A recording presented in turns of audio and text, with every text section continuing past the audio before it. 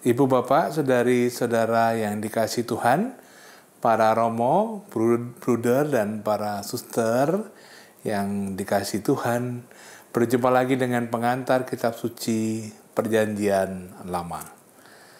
Episode ini menjadi episode bagian akhir pengantar Perjanjian Lama. Setelah itu kita akan memasuki nanti pembahasan pendalaman tentang kitab Mazmur yang pasti sangat menarik. Dan setelah itu kita akan melakukan festival pengajaran offline, pengajaran tatap muka langsung dengan Bapak Kardinal. Waktu dan tempat pasti kami akan sampaikan selanjutnya.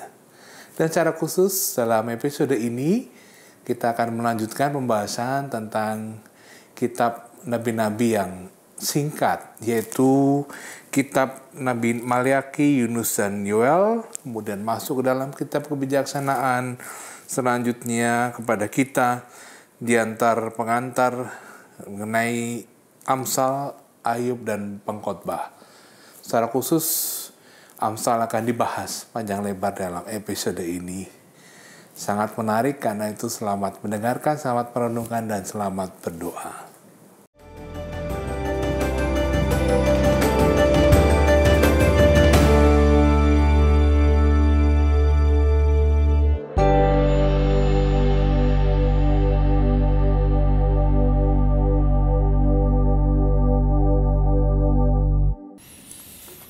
Saudari-saudaraku yang terkasih, percakapan kita yang terakhir mengenai nabi-nabi kecil sesudah pembuangan.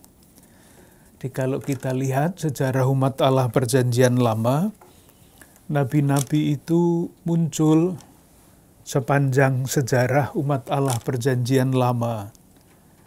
Mulai dari zaman kerajaan, ada nabi di kerajaan utara, di selatan, terus di dalam sejarah muncul lagi. Kemudian ketika kerajaan selesai, umat Allah dibuang ke Babilonia, muncul nabi-nabi dalam pembuangan.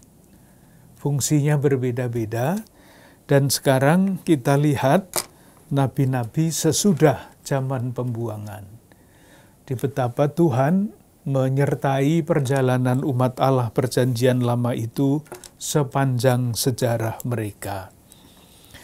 Yang sudah kita lihat, nabi-nabi sesudah pembuangan ada 3 yang sudah kita lihat, yaitu Hagai, Sakaria, dan Trito Yesaya. Kita lihat, kita ulang beberapa hal yang saya anggap penting. Yang pertama, nabi-nabi sesudah pembuangan itu fungsinya adalah mendorong umat untuk terus mengusahakan pembangunan kembali bait suci. Kita semua tahu mereka hancur-hancuran, sehingga tanda petik modal untuk membangun bait suci itu ya tidak punya. Apalagi perlawanan-perlawanan dari berbagai macam pihak. Dapat kita lihat di dalam kitab Nabi Hagai bab 2 ayat 16 sampai 20. Hagai bab 2 ayat 16 sampai 20. Judulnya di dalam teks kita, Pembangunan Bait Suci Mendatangkan Berkat. Jadi kita baca ayat 16. Maka sekarang perhatikanlah mulai dari ini dan selanjutnya, sebelum ditaruh orang batu demi batu untuk pembangunan bait Tuhan, bagaimana keadaanmu?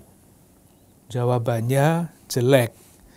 Ayat 17 dan selanjutnya, itu keadaannya.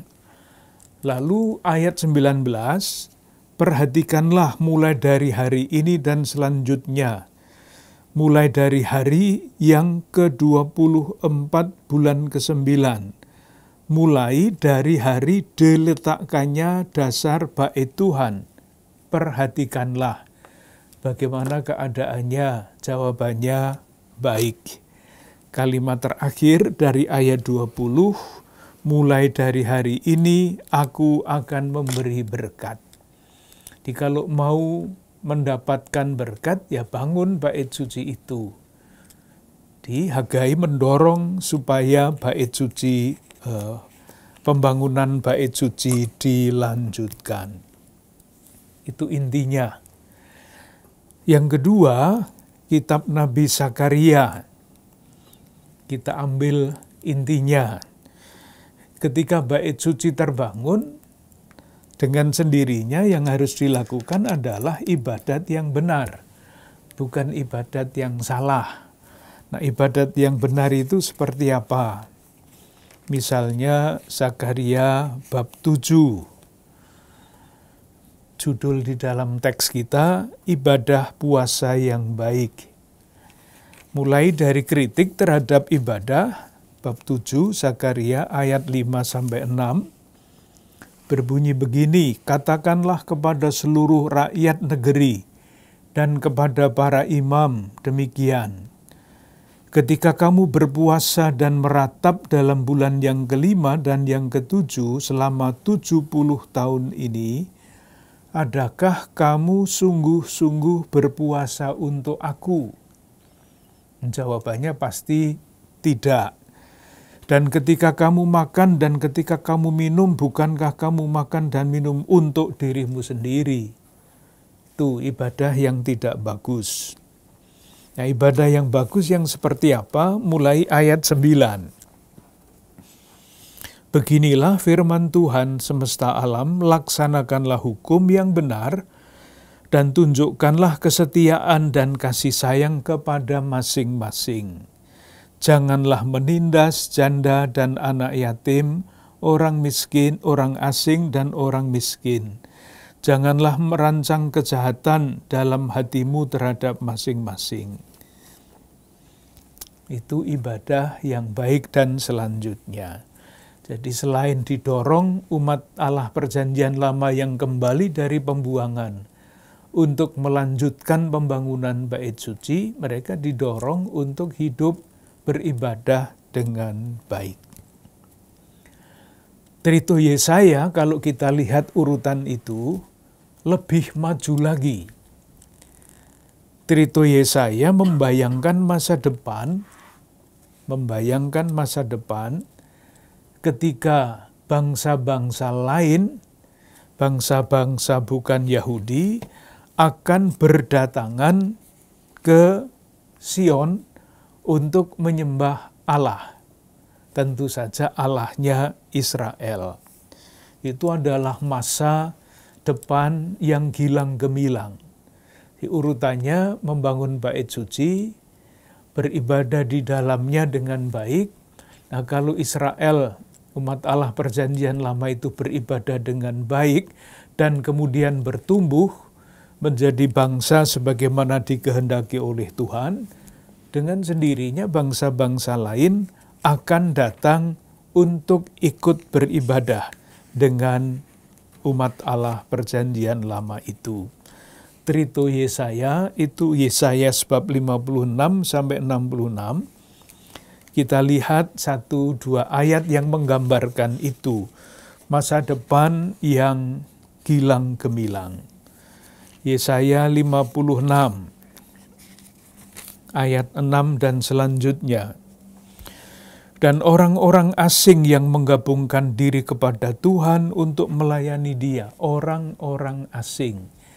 Itu artinya bukan umat Allah Perjanjian Lama, orang Israel, bukan mereka. Untuk mengasihi nama Tuhan dan untuk menjadi hamba-hambanya. Semuanya yang memelihara hari Sabat dan tidak menajiskannya, dan yang berpegang pada perjanjianku, mereka akan kubawa ke gunungku yang kudus, dan akan kuberi kesukaan di rumah doaku. Ayat 8, demikianlah firman Tuhan Allah yang menghimpun orang-orang Israel yang terbuang. Aku akan menghimpunkan orang kepadanya lagi sebagai tambahan kepada orang-orangnya yang telah berhimpun. Jelas, lebih jelas lagi misalnya bab 60. ayat 1-4. Bangkitlah menjadi teranglah. Menjadi terang untuk siapa? Ya untuk orang-orang bangsa-bangsa lain itu. Sebab terangmu datang dan kemuliaan Tuhan terbit atasmu. Sebab sesungguhnya kegelapan menutupi bumi dan kekelaman menutupi bangsa-bangsa, tetapi terang Tuhan terbit atasmu dan kemuliaannya menjadi nyata atasmu. Nah, ketika kemuliaan Tuhan menjadi nyata bagi umatnya, lalu ayat 3, bangsa-bangsa berduyun-duyun datang kepada terangmu, dan raja-raja kepada cahaya yang terbit bagimu. Saya kira jelas maksudnya. Jadi kalau mau diringkas dan diurutkan gagasannya tidak seurut seperti ini di dalam tulisan nabi-nabi itu, tetapi kalau kita mau mengurutkan dinamikanya seperti itu. Mendorong pembangunan bait suci, satu, melaksanakan ibadah yang benar di bait suci, dan kalau ibadat benar dilakukan, Israel, umat Allah perjanjian lama akan menjadi bangsa yang besar, dan buahnya adalah bangsa-bangsa berduyun untuk beribadah di Sion. Itu yang sudah kita bicarakan. Kita sekarang lanjut dengan 4 nabi kecil. 4 nabi kecil. Maksudnya tulisan-tulisannya itu sedikit, pendek. Kita lihat yang, sudah kita lihat Nabi Obadja. Itu hanya 1 bab, 21 ayat. Isinya sederhana. Isinya adalah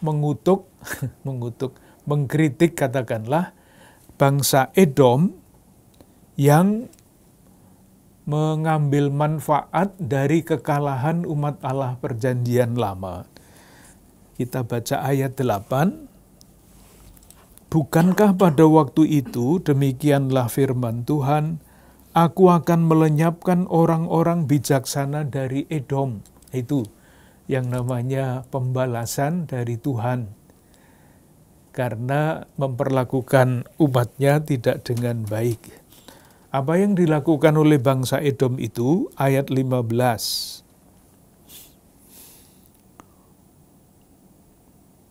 Sebab telah dekat hari Tuhan menimpa segala bangsa. Seperti yang kau lakukan, demikianlah akan dilakukan kepadamu. Karena Edom merampas harta, pusaka umat Allah perjanjian lama, maka hal yang sama akan terjadi pada bangsa Edom. Sederhana seperti itu. Ingat ini perjanjian lama, maka yang namanya pembalasan itu masih berlaku. Sekarang yang namanya pembalasan itu sudah dihapus oleh hukum baru yang dibawa oleh Kristus. Yang kedua, nabi kecil yang kedua adalah Nabi Maleaki. Nanti bisa dibaca sendiri. Isinya apa? Ditunjukkan beberapa ayat. Isinya adalah kritik terhadap umat yang pulang dari pembuangan. Tadi kan salah satunya mereka didorong untuk melanjutkan pembangunan bait suci. Kenapa mesti didorong? Ya karena malas. Nah, kritik terhadap umat Allah yang kembali dari pembuangan dapat kita baca dalam kitab Nabi Maleaki. Kritik dalam rangka membesarkan hati, bab 1 ayat 6. Seorang anak menghormati bapaknya, dan seorang hamba menghormati tuannya. Jika aku ini bapa, di manakah hormat yang kepadaku itu? Jelas, kritik yang tajam. Jika aku ini tuan, di manakah takut yang kepadaku itu? firman Tuhan alam semesta alam kepada kamu, hai para imam yang menghina namaku. Jelas kritik yang sangat tajam. Bab 2 ayat 11. Kritik lagi, Yehuda berkhianat. Memakai kata itu. Dan perbuatan keji dilakukan di Israel dan di Yerusalem. Sebab Yehuda telah menajiskan tempat kudus yang dikasihi Tuhan dan telah menjadi suami anak perempuan Allah asing. Dah jelas. Satu lagi kalau masih kurang. Kritiknya bab 3 ayat 13. Bicaramu kurang ajar tentang aku. Dipakai kata kurang ajar tentang aku firman Tuhan. Tetapi kamu berkata, apakah kami bicarakan di antara kami tentang engkau? Jadi bicaranya jelek, tetapi ketika ditunjuk, hidungnya tidak mengakui. Itu kritik-kritik yang disampaikan oleh Nabi Maleaki.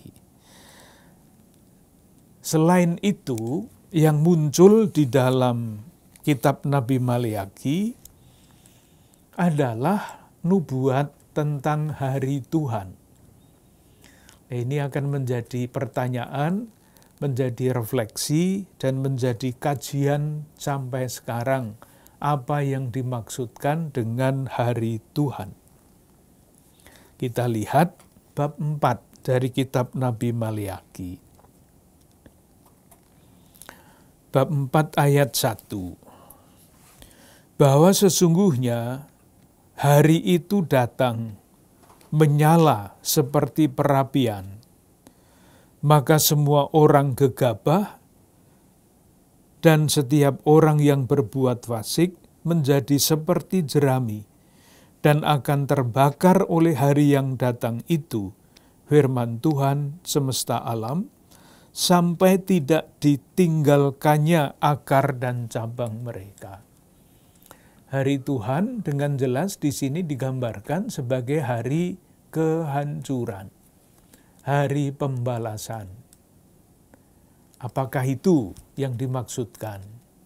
Itulah yang terus menjadi diskusi. Bab 4 ayat 2. Tetapi kamu yang takut akan namaku, bagimu akan terbit surya kebenaran dengan kesembuhan pada sayapnya. Kamu akan keluar dan berjingkrak-jingkrak seperti anak lembu lepas kandang. Hari Tuhan, hari pengadilan, orang-orang benar akan dibebaskan. Lalu bab 4 ayat 5. Sesungguhnya aku akan mengutus Nabi Elia kepadamu menjelang datangnya hari Tuhan yang besar dan dahsyat itu. Maka atas dasar nubuat ini, peranan Nabi Elia di dalam zaman perjanjian baru penting. Ketika Yesus berada di kayu salib, dia berteriak, Eli, Eli, lama sabachthani, ya Allahku, mengapa engkau meninggalkan aku? Orang mengatakan, ia memanggil Elia. Nah, karena apa? Karena orang berpikir pada waktu itu hari Tuhan terjadi. Yesus memanggil Elia yang dikatakan di sini akan datang sebelum hari Tuhan itu, supaya Elia datang dan sejarah berakhir. Tetapi sekali lagi hari Tuhan terus menjadi menjadi diskusi apa yang dimaksudkan dengan hari Tuhan. Apakah itu melulu hari penghukuman atau sebetulnya itu adalah hari harapan masa depan yang gilang gemilang. Ketika Tuhan menyelesaikan karya penyelamatannya. Seringkali disamakan dengan hari kiamat, dan hari kiamat itu seperti yang digambarkan dengan dalam kitab Wahyu, semuanya hancur-hancuran. Maka ada film Apocalyptic Now. Itu ketika dunia sudah menjadi gila seperti ini, hancur-hancuran, sekarang ini tanda bahwa hari Tuhan akan tiba. Tetapi setiap kali diramalkan hari Tuhan itu ya tidak datang. Tidak dapat ditafsirkan secara harafiah. Kalau saya memilih yang baik-baik saja ya. Hari Tuhan itu adalah hari ketika rencana Tuhan disempurnakan oleh Tuhan. Jadi janji pengharapan akan terlaksananya keselamatan. Nabi yang ketiga, Nabi Yunus. Ini nabi yang istimewa. Meskipun disebut kitab Nabi Yunus, nabi itu kan kaitannya dengan nubuat. Maka kitab nabi-nabi itu isinya banyak nubuat-nubuat tentang masa depan, tentang ini, tentang itu, bahkan tentang hari Tuhan. Tetapi kitab Nabi Yunus itu nubuatnya cuma satu. Yang lain adalah kisah. Nubuatnya di mana? Nubuatnya ada pada bab 3 ayat 4. Satu kalimat. Yang lain tidak ada nubuatnya.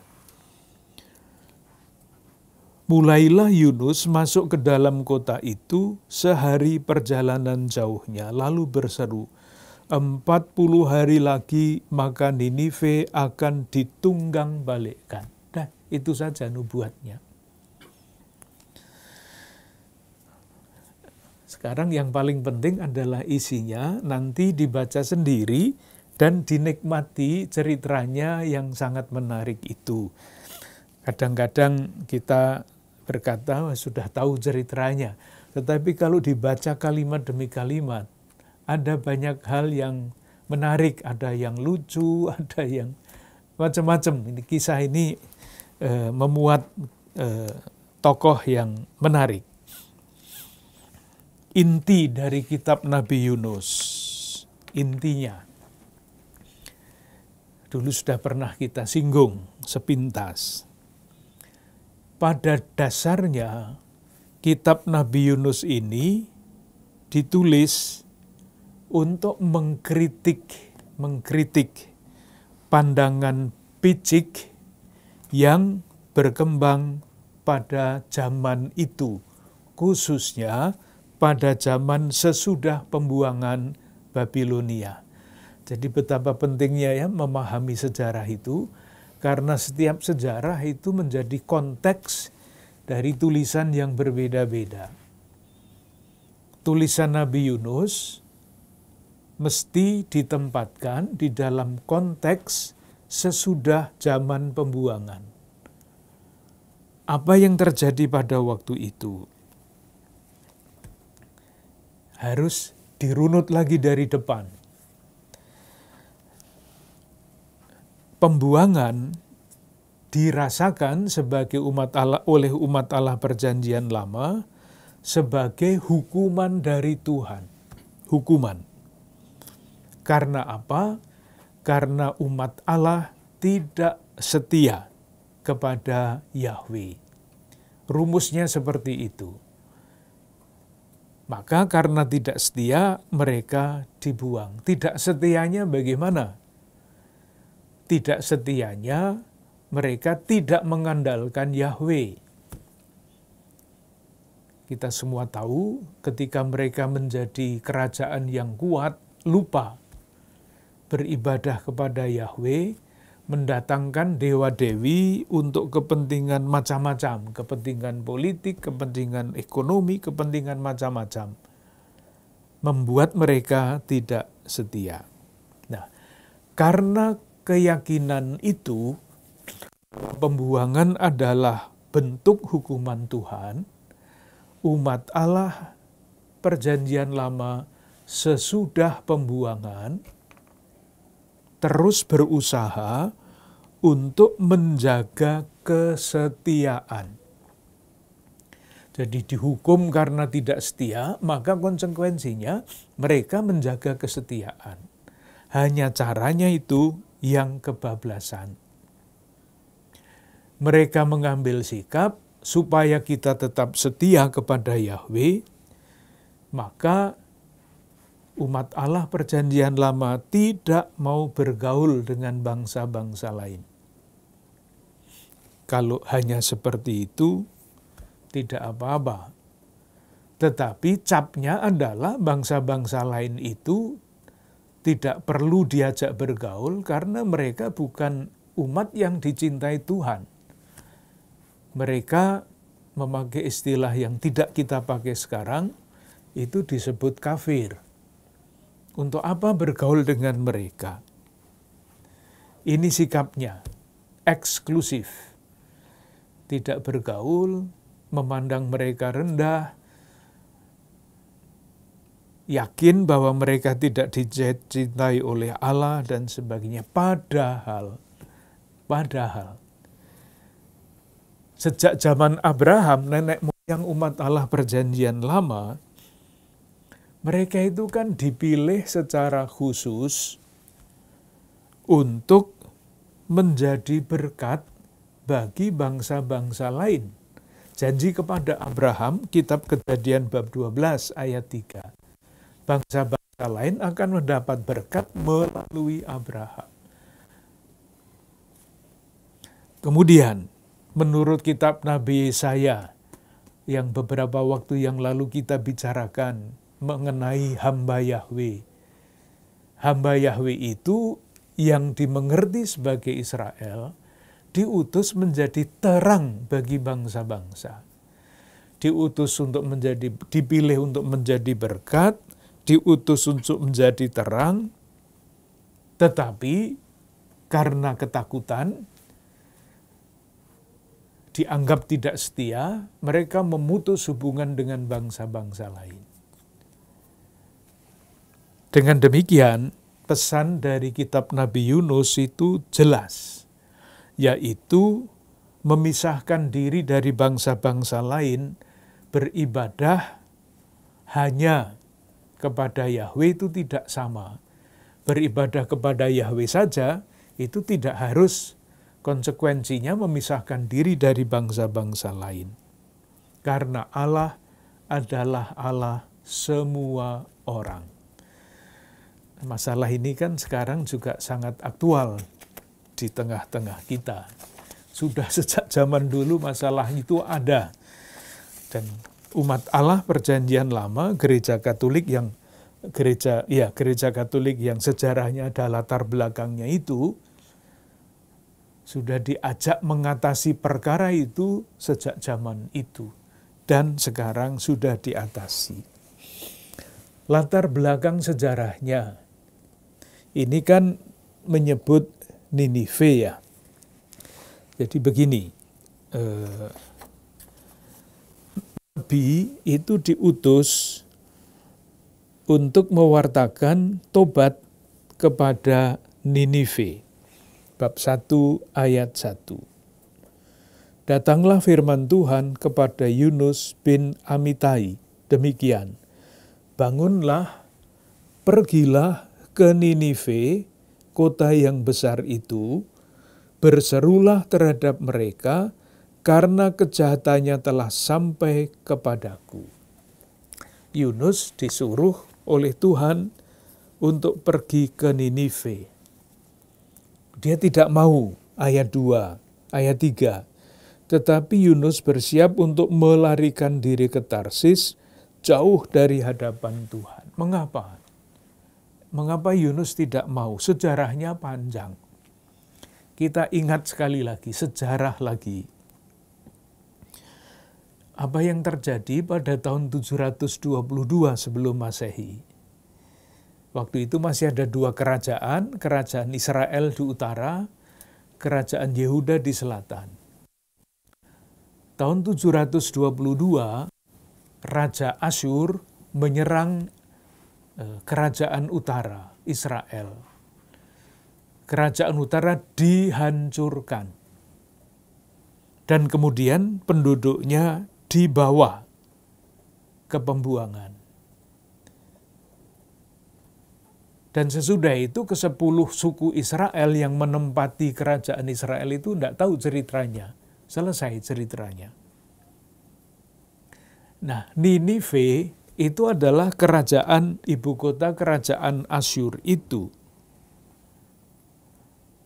Oleh karena itu, Yunus adalah representasi dendam kesumat dari umat Allah Perjanjian Lama terhadap Ninive, ibu kota kerajaan Asyur. Oleh karena itu, Yunus tidak mau diutus ke Ninive untuk mewartakan pertobatan. Tidak mau. Dia melarikan diri. Itu ceritanya kita semua tahu, lalu dia pergi berlayar ke ke kota Tarsis, dimakan ikan, dan kemudian dimuntahkan. Selamat dia. Kemudian, sesudah diselamatkan, Yunus dipaksa oleh Tuhan untuk mewartakan pertobatan di Ninive. Dipaksa oleh Tuhan. Bab 3, ayat 4.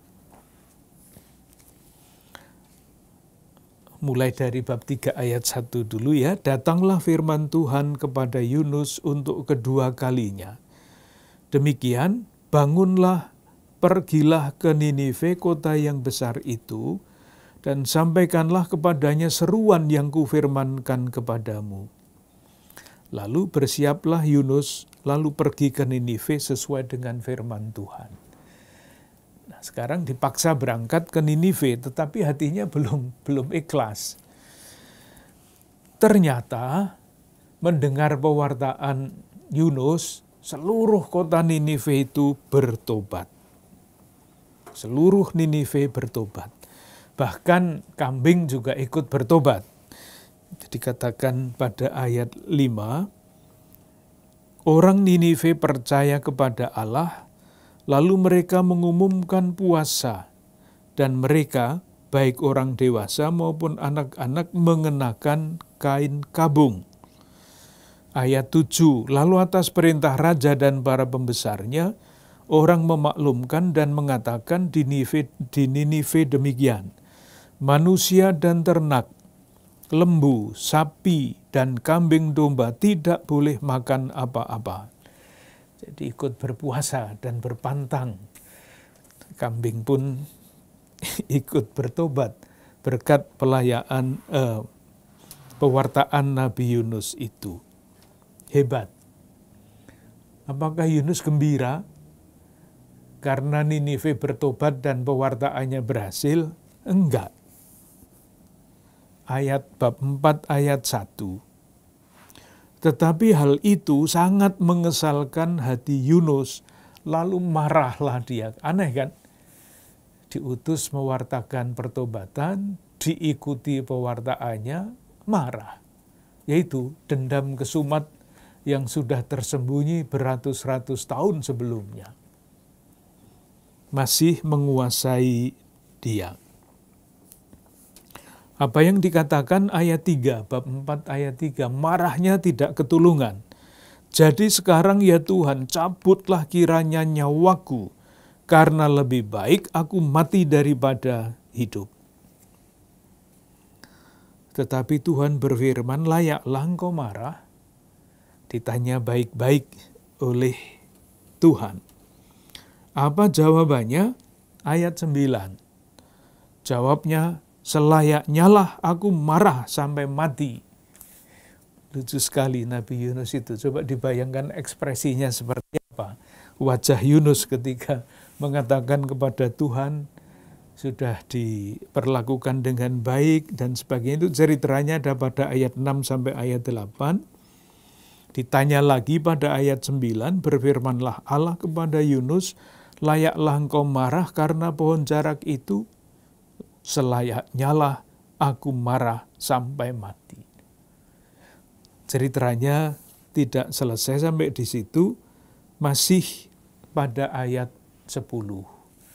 Yunus dicoba dihibur lagi. Lalu Allah berfirman, engkau sayang kepada pohon jarak itu, yang untuknya sedikit pun kau tidak berjerih payah, dan yang tidak engkau tumbuhkan, yang tumbuh dalam satu malam dan binasa dalam satu malam pula. Nah sekarang ini pesannya, bagaimana tidak aku akan sayang kepada Ninive, kota besar itu, yang berpenduduk lebih dari 120.000 orang, yang semuanya tak tahu membedakan tangan kanan dari tangan kiri dengan ternaknya yang banyak. Ini kesimpulannya. Jadi Yunus diajari untuk mengikuti firman Tuhan yang sayang kepada orang-orang Ninive. Silahkan nanti membaca sendiri, hanya 4 bab, tidak panjang, dan ceritanya rasa-rasanya menarik.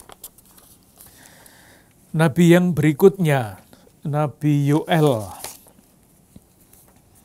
Nabi Yoel, ini juga pendek.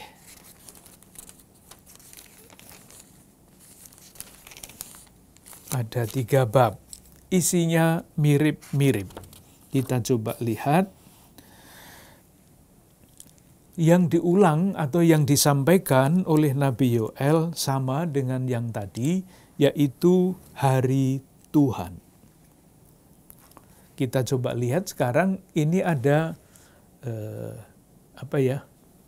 hari Tuhan dalam arti yang positif. Yoel bab 2 ayat 1. Tiuplah sangkakala di Sion, berteriaklah di gunungku yang kudus, biarlah gemetar seluruh penduduk negeri, sebab hari Tuhan datang, sebab hari itu sudah dekat. Nah, hari Tuhan itu salah satunya adalah hari penghakiman, hari yang digambarkan sebagai hari tanda petik malapetaka. Ayat 2, suatu hari gelap gulita dan kelam kabut, suatu hari berawan dan kelam, pekat, dan selanjutnya. Itu hari perhukuman. Ayat 3, di depannya api memakan habis, di belakangnya nyala api berkobar. Tanah di depannya seperti Taman Eden, tetapi di belakangnya padang gurun tandus, dan sama sekali tidak ada yang dapat luput. Itu hari Tuhan. Segi penghakiman. Tidak selesai di situ, ketika orang menunggu hari Tuhan yang seperti ini, gambarannya, sekali lagi jangan ditafsirkan secara harafiah. Tafsirkan seperti kita biasa menafsirkan. Hari ketika Allah bertindak, tidak diam saja. Tentu diikuti dengan seruan tobat. Seruan tobat itu ada pada ayat 12. Tetapi sekarang juga, demikianlah firman Tuhan, berbaliklah kepadaku dengan segenap hatimu, dengan berpuasa, dengan menangis, dan dengan mengadu. Tuhan bertindak, seruan tobat. Lalu pada bab 2 ayat 18 sampai 27 judulnya adalah janji Tuhan kepada bangsa yang bertobat. Dengan demikian hari Tuhan selain menjadi hari penghakiman adalah hari yang membuka zaman baru. Terlaksananya rencana Allah. Kita kutip beberapa ayat, bab 2 ayat 28 misalnya. Itu judulnya Hari Tuhan, bab 2 ayat 28 sampai 32. Kemudian daripada itu akan terjadi bahwa aku akan mencurahkan rohku ke atas semua manusia. Maka anak-anakmu laki-laki dan perempuan akan bernubuat. Orang-orangmu yang tua akan mendapat mimpi. Teruna-terunamu akan mendapat penglihatan-penglihatan.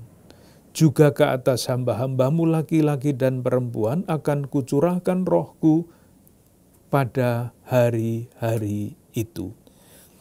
itu hari Tuhan, ketika semua orang mendapat pencurahan roh. Dan itu artinya dicerahkan. Tidak bebal lagi, tidak menyembah berhala lagi, tetapi menjadi bangsa yang dicerahkan karena dicurai roh Allah itu. Bab 3 ayat 18.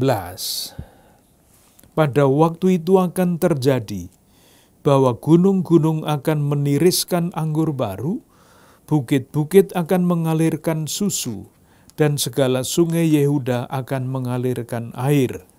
Mata air akan terbit dari rumah Tuhan dan akan membasahi lembah Sitim.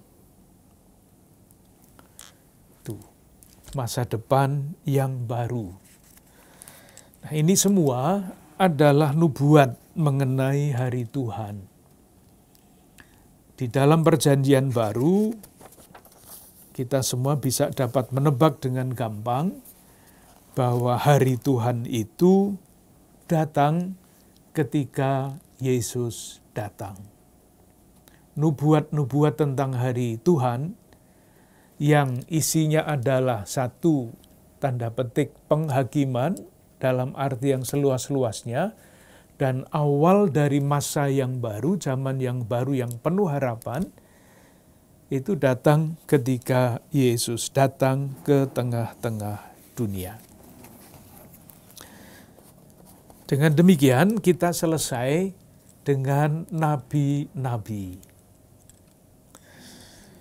Lalu bagaimana kita teruskan?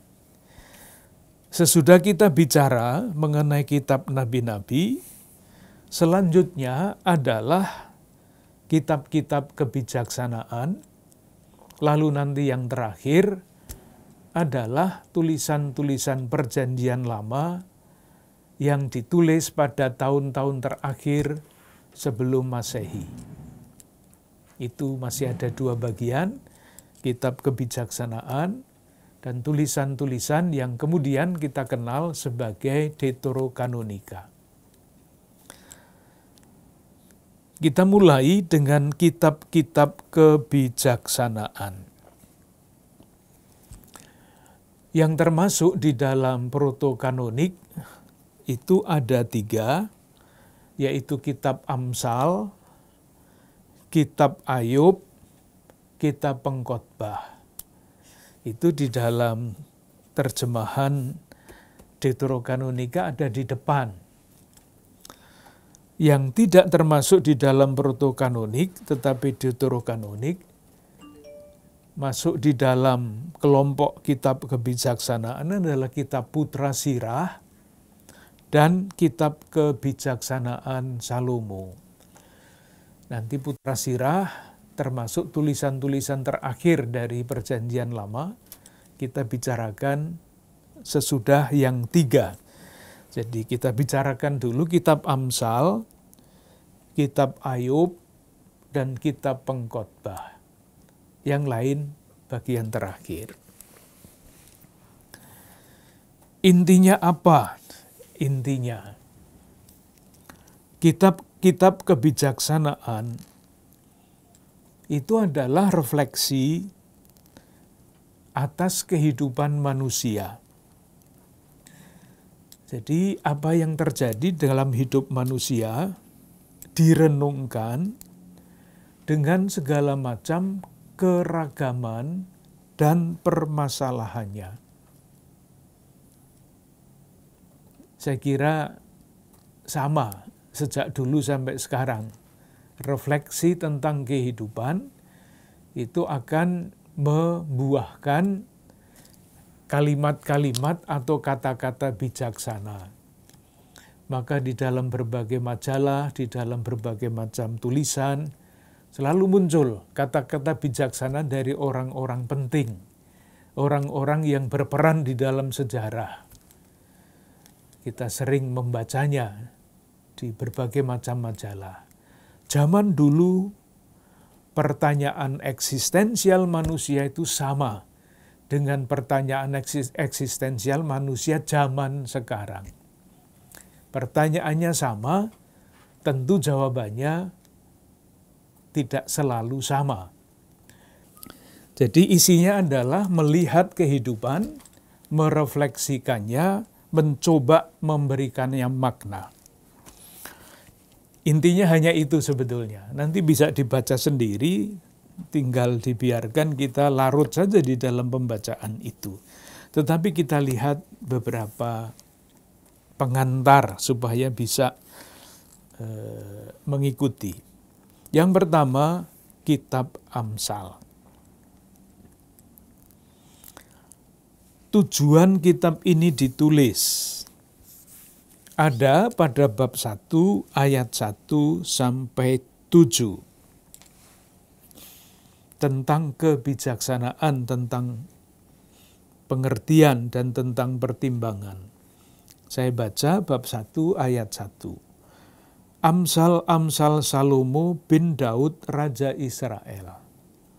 Untuk mengetahui hikmat dan didikan, untuk mengerti kata-kata yang bermakna, untuk menerima didikan yang menjadikan pandai, serta kebenaran, keadilan, dan kejujuran, untuk memberikan kecerdasan kepada orang yang tidak berpengalaman, dan pengetahuan serta kebijaksanaan kepada orang muda.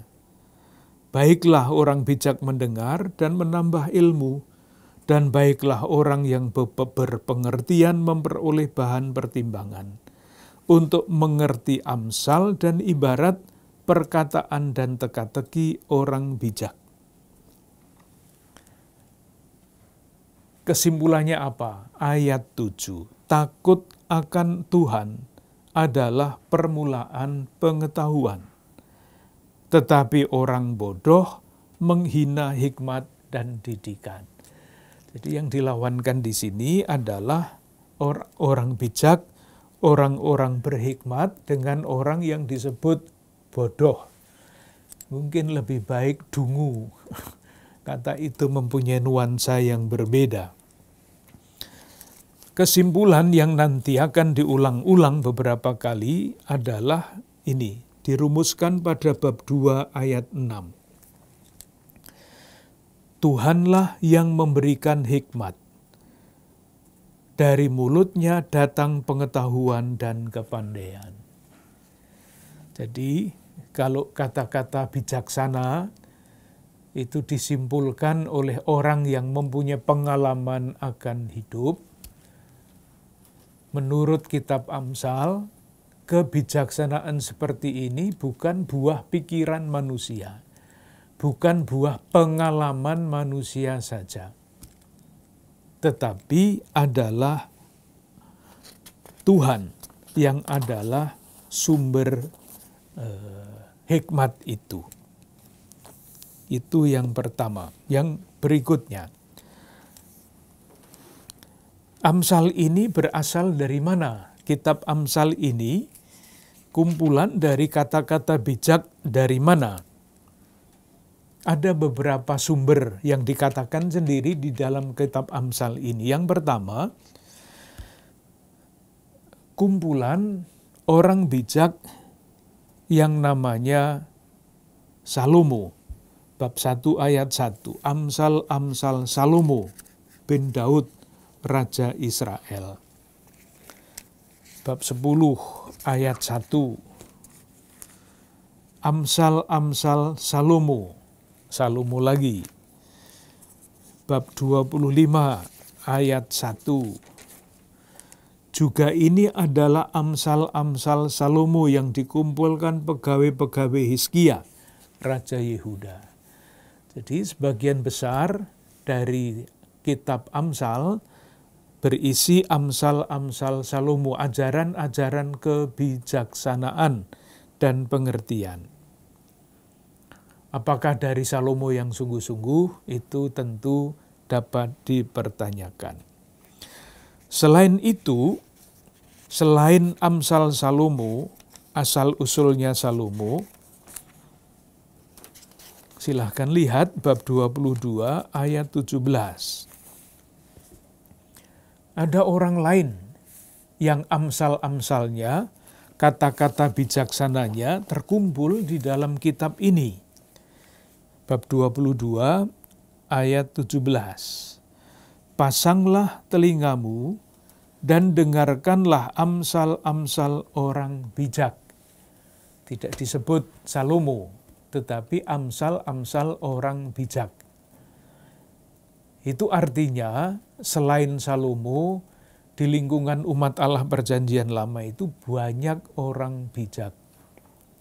Ingat, sekolah kebijaksanaan itu asal-usulnya ketika bangsa Israel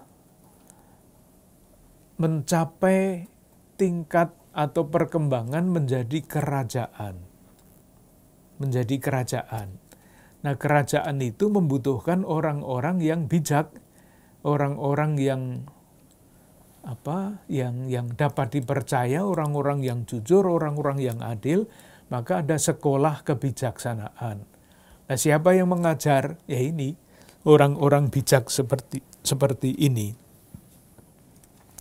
Dan kata-kata bijak seperti ini, selain tadi dari Tuhan dan dari pengalaman Israel, juga dari pengalaman bangsa-bangsa di sekitar kerajaan umat Allah Perjanjian Lama itu. Itu diulang, bab 22 ayat 17, itu diulang pada bab 24 ayat 23. Juga ini adalah amsal-amsal dari orang bijak.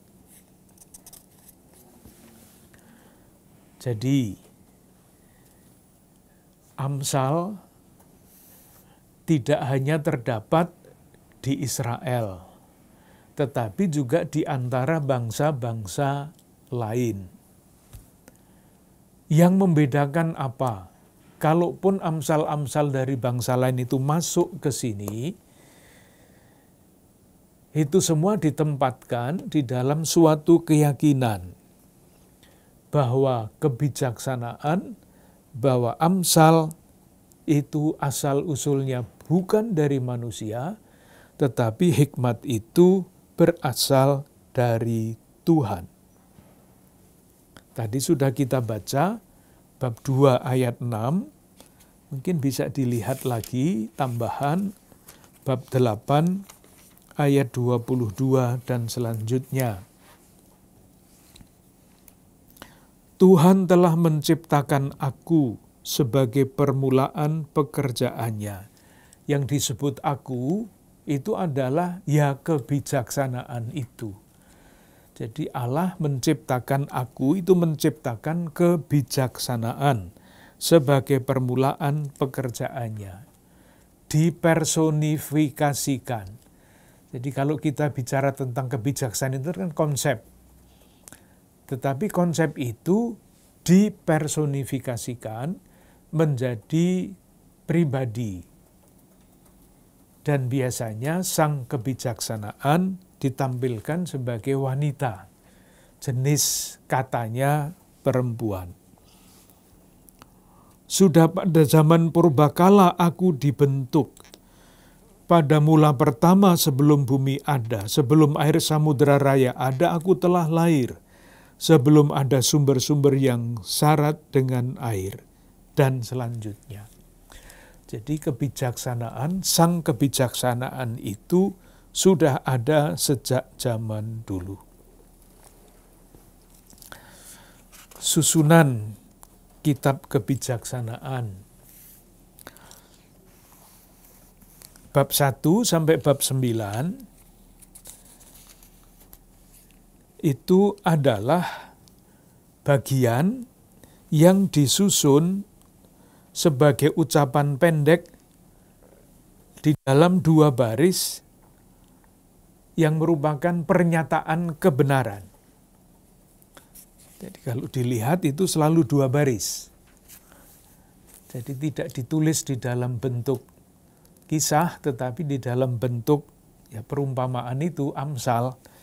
Di misalnya kita baca bab 2. Ini isinya petunjuk dari orang tua kepada anaknya. Ayat 3, kita baca mulai bab 2 ayat 3. Ya, jikalau engkau berseru kepada pengertian dan menunjukkan suaramu kepada kepandaian. Ini kan dua baris yang isinya sejajar. Ayat 4. Jikalau engkau mencarinya seperti mencari perak dan mengejarnya seperti mengejar harta terpendam. Baris pertama dan baris kedua itu isinya sama. Akibatnya apa? Maka engkau akan memperoleh pengertian tentang takut akan Allah dan mendapat pengenalan akan Allah. Nasihat orang tua kepada anak, bab 2 ayat 1, hai anakku. Bab 3 ayat 1, hai anakku lagi. Bab 4 ayat 1, hai anakku. Bab 5 ayat 1, hai anakku.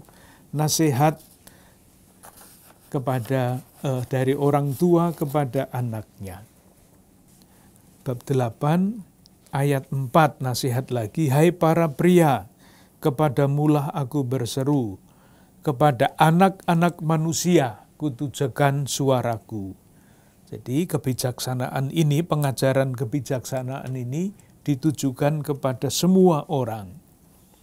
Ayat 10, terimalah didikanku lebih daripada perak, dan pengetahuan lebih daripada emas pilihan. Masih dua kalimat yang saling meneguhkan. Isinya apa? Nah, kita lihat bab ayat 11. Karena hikmat lebih berharga daripada permata. Apapun yang diinginkan orang tidak dapat menyamainya. Aku, hikmat, tinggal bersama-sama dengan kecerdasan. Dan aku mendapat pengetahuan dan kebijaksanaan. Ayat 13. Takut akan Tuhan ialah membenci kejahatan. Aku benci kepada kesombongan, kecongkaan, tingkah laku yang jahat, dan mulut penuh tipu muslihat. Pengajaran-pengajaran kebijaksanaan hidup yang kiranya dapat mudah kita pahami. Karena biasanya kebijaksanaan itu bernilai universal. Itu bab 1 sampai dengan bab 9. Kemudian bab 10 ayat 1 sampai bab 22 ayat 16. Ini modelnya lain. Yang tadi itu baris pertama dan baris kedua meneguhkan. Baris kedua menjelaskan baris pertama. Pada bagian yang ini, bab 10 ayat 1 sampai bab 22 ayat 16, ini bentuknya lain.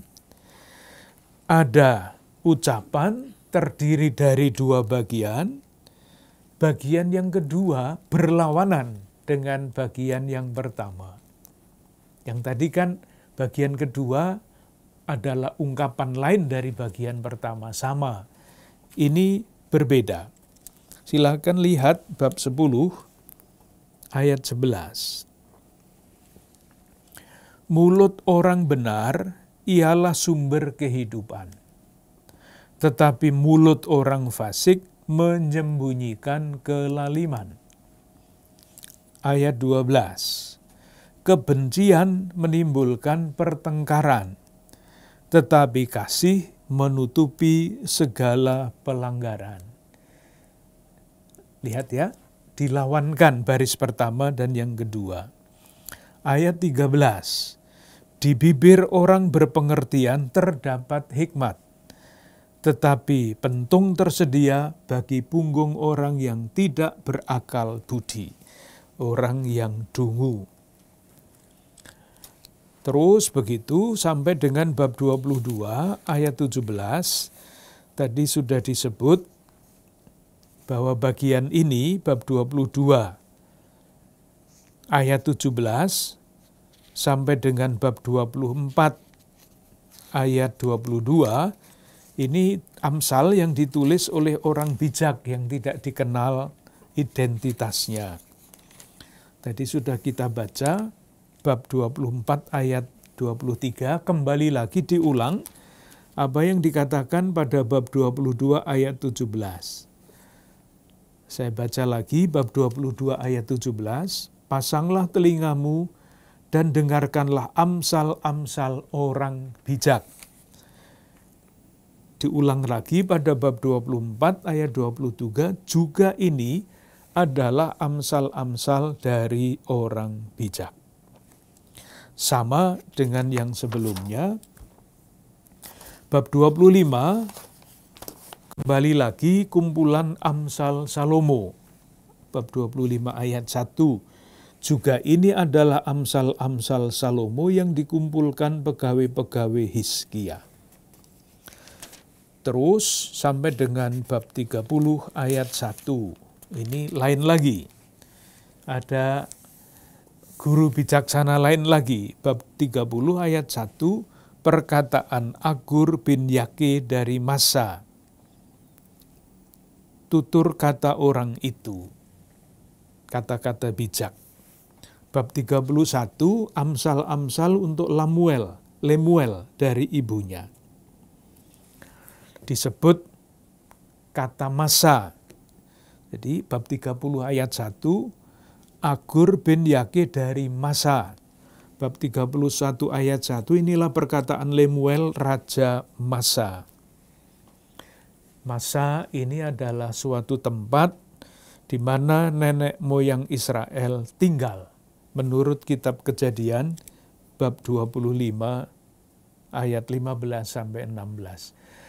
Jadi rupa-rupanya amsal-amsal ini tidak hanya berasal dari zaman yang kemudian, tapi juga diambil dari zaman-zaman yang sudah jauh sebelumnya, karena rupa-rupanya setiap zaman mempunyai hikmat dan kebijaksanaannya sendiri yang kemudian dikumpulkan di dalam kitab Amsal ini.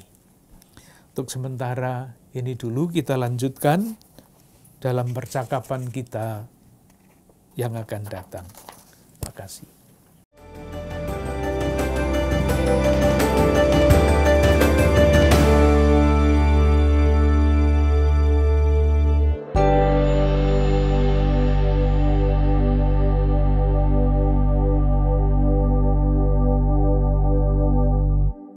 Saudari-saudara yang terkasih, hidup manusia ketika digeluti mengundang dan mengandung banyak persoalan, masalah, maupun juga sukacita dan kegembiraan.